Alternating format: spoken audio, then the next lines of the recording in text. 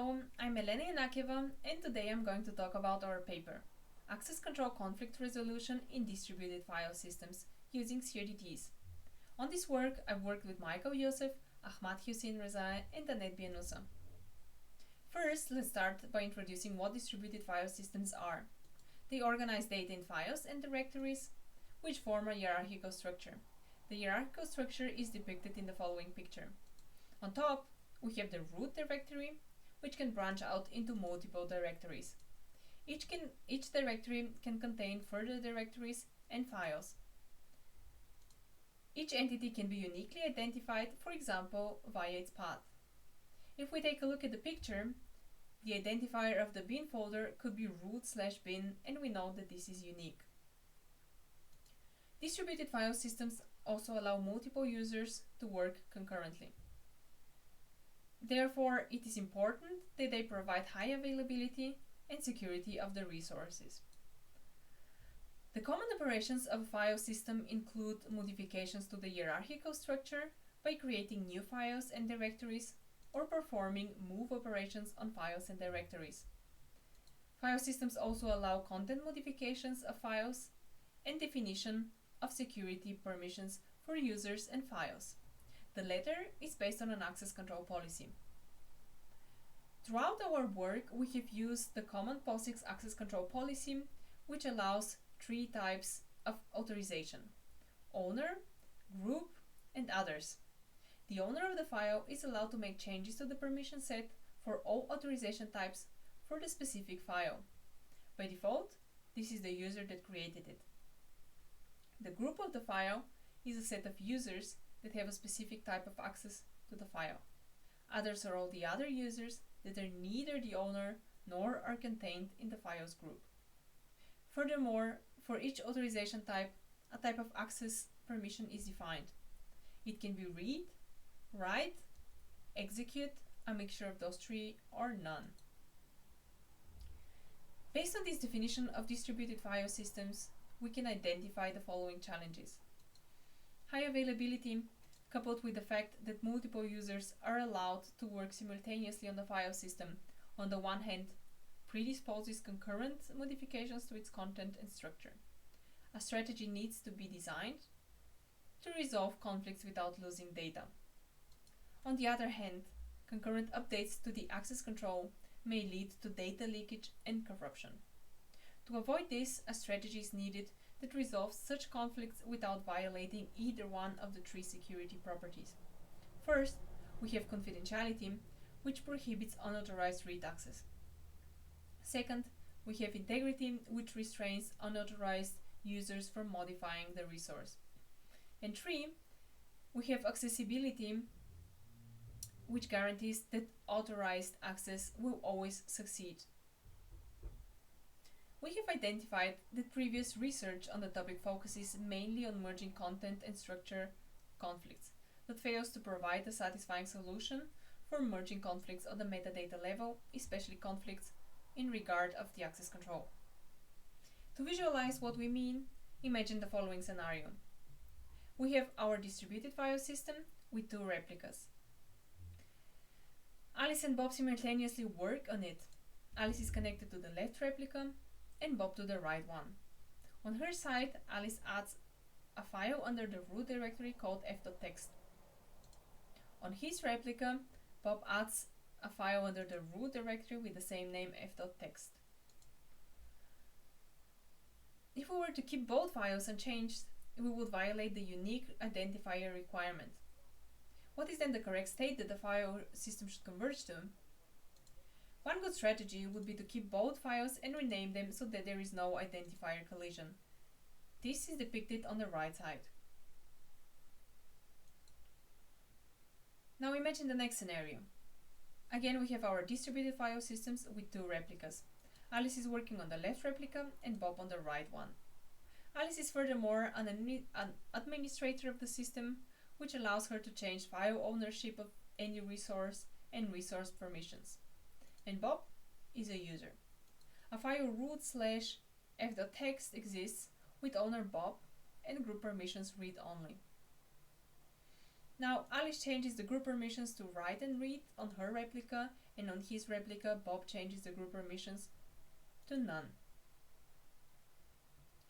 What would be the correct statement here?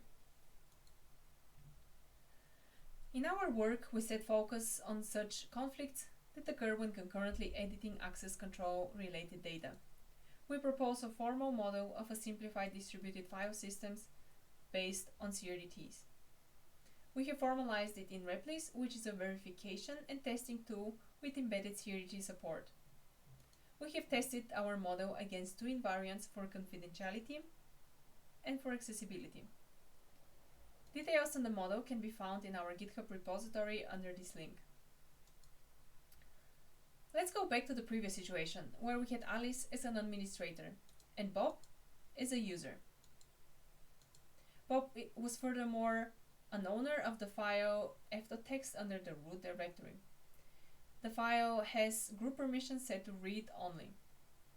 On her side, Alice changes the group permissions to write and read, and on his replica, Bob changes the group permissions to none. In our model, we assume that administrators have justifiable reasons for modifying access control policies. Therefore, such a conflict will be resolved in favor of the administrator. In the current situation, Bob will remain the owner of the file f.text, and the group permissions will be updated to write and read. By testing the model, we retrieved two main insights. Firstly, any modifications made to the CRDTs should be atomic, meaning that if one access control attribute, for example the ownership, changes, all the other access control attributes need to be confirmed as well. In case this is not done, the following situation might occur. Again, we have our distributed file systems with two replicas. We have Alice as an administrator and Bob as a user. Bob is again the owner of the file root/f.text, and the other permissions for the file are set to none. On her replica, Alice changes the owner of f.text to Charlie and leaves the other permissions as none, such that Bob will not be able to observe Charlie's changes to the file. On his side, Bob changes the other permissions to write and read. Because the attributes do not directly conflict, the replicas will converge to the following state. The owner of root/f.text file will be Charlie, and the other's permissions will be set to write and read.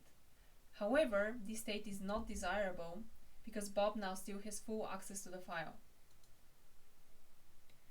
Our second result is that confidentiality, integrity, and accessibility cannot be guaranteed at all times in a distributed setting. Imagine the following situation. Again, we have the distributed file system with Alice working on one replica and Bob on the other one. This time both Alice and Bob are administrators. The file root/f.text exists with owner Charlie and owner permissions write and read. On her replica, Alice changes the owner permissions to write only, and on his replica, Bob changes the owner permissions to read only. Because both Alice and Bob have equal rights as administrators, we cannot use their role to determine whose action should take precedence. We have identified, therefore, two possible strategies for this scenario. Strategy 1. The system state can converge to the more restrictive permissions, in this case, none. Strategy 2. The system state can converge to the less restrictive permissions, in this case, write and read. In the first case, accessibility will be sacrificed because neither read nor write access will be allowed, although at least one of those was desired. In the latter case, confidentiality or integrity is sacrificed in order to achieve accessibility.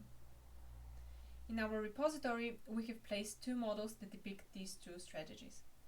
We acknowledge furthermore that the third strategy is also possible, where the conflict resolution is not performed automatically, but requires user interaction. However, the solution sacrifices the system's availability as well. To summarize, we have identified previous research on CRDT-based distributed file systems focuses on merging content-related conflicts, but fails to sufficiently address conflicts on the metadata level. Therefore, we propose a system model that focuses on resolving access control conflicts and represents the access control policy using CRDTs. We have gathered two important insights from testing the model. First, defining atomic actions is important. And second, achieving confidentiality, integrity, and accessibility in a distributed setting is impossible. Therefore, such a system needs to be carefully designed according to its needs. Thank you for watching, and we are looking forward to your questions.